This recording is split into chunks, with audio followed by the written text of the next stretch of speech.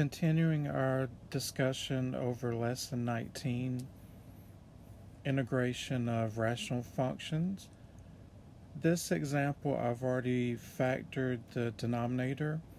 I took out a 2x first and left with x squared minus 4. And then the x squared minus 4 we factored as a difference of two squares.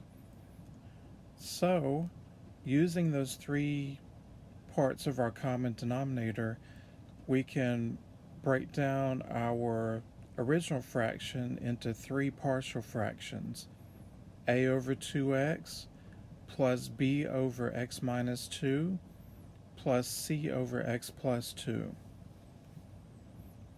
Now we need to find a, b, and c respectively.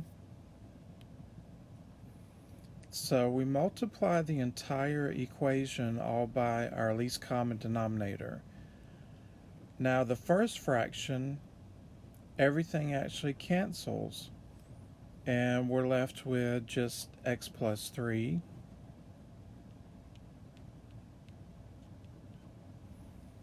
First fraction, the 2x's cancel, and we're left with a times x minus 2 times x plus 2.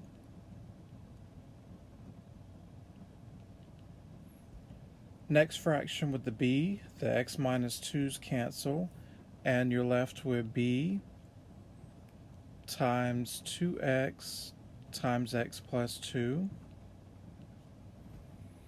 And last fraction with c, the x plus 2's cancel, and you're left with c times 2x times x minus 2.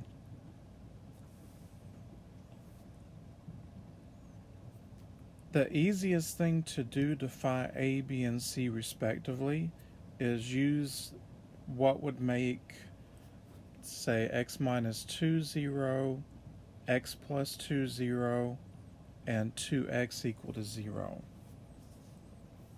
So use your zeros. The first 0 would be 2. The second 0 would be negative 2. And then the third 0 would still be just 0. So let me copy and paste this to our next page.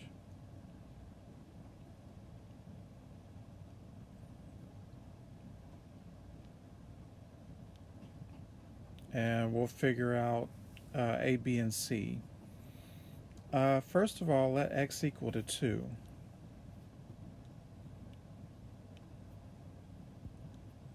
So if we let x equal to 2, we have 2 plus 3 equal to a times 2 minus 2 times 2 plus 2 plus b times 2 times 2 times 2 plus 2, and then c, that would be 2 times 2 times 2 minus 2. Well, for the a, the 2 minus 2 makes the whole thing 0, and the same thing happens to c. So both of these we can cross out. They'll become 0. And when we simplify over here, that gives us 4 times 4, or 16b, equal to 5.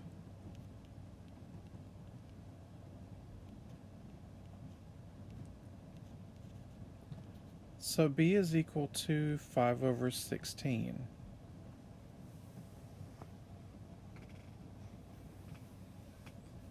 Now let's use the next 0, what will make x plus 2 0, and that would be negative 2.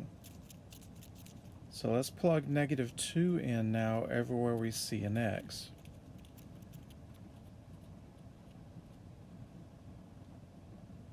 So we have negative 2 plus 3 equal to a times negative 2 minus 2 times negative 2 plus 2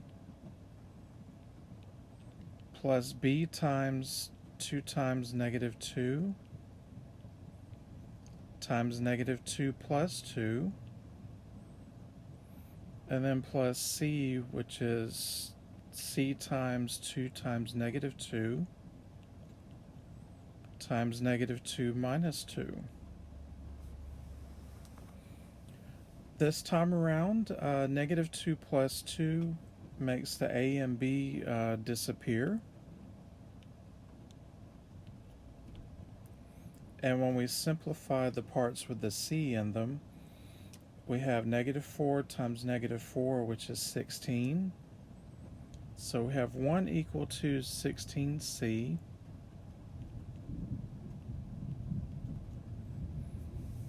Therefore, c is equal to 1 over 16.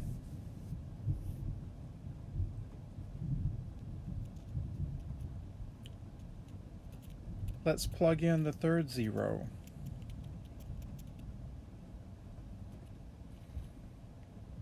The third zero is what would make 2x equal to 0, and that is, of course, 0. So we have 0 plus 3 equal to a times 0 minus 2 times 0 plus 2 plus b times 2 times 0 times 0 plus 2 plus c times 2 times 0 times 0 minus 2.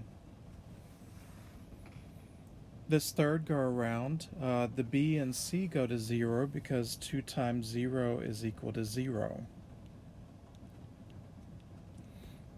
So when we multiply the first part, negative 2 times 2 is negative 4.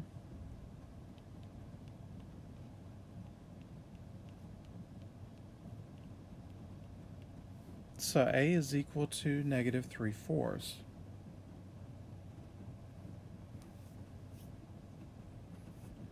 Let's go back now and plug all of those into our 3 partial fractions.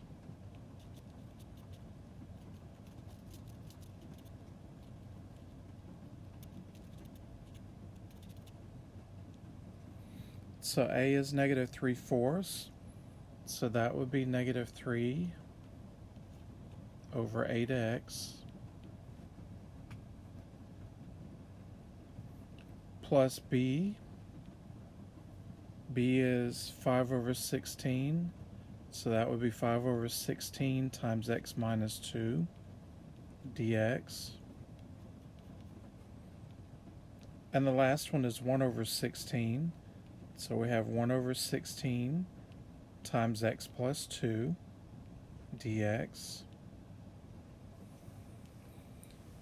Now the first integral, you don't need to use substitution. The integral of understood to be dx over x is just natural log. So first part of our answer is negative 3/8, natural log absolute value of x.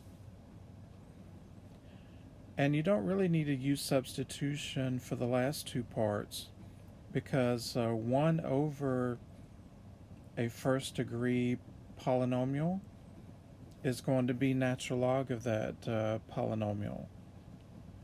So the second part of our answer is 5 over 16, natural log absolute value of x minus 2. And the last answer is 1 over 16, natural log absolute value of x plus 2, plus your constant.